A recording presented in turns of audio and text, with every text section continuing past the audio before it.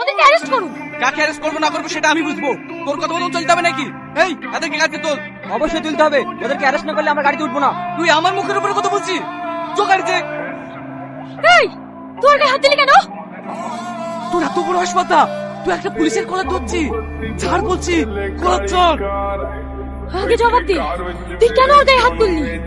এই ভালো ভালো বলছিস স্যারের কলার ছেড়ে দে, নাহলে তোর এমন হাল করবো না জীবনে সুস্থ হয়ে দাঁড়াতে পারবি নি। কি হলো, কথা মনে লাগছে না? ছাড়।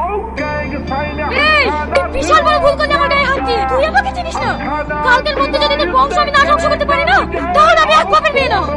এই চল আগে তো জেলে ঘাড়িতে নিয়ে আয়, তারপর যা করতে করি। থাক, ওদেরকে থানায় নিয়ে যেতে হবে না, চলো।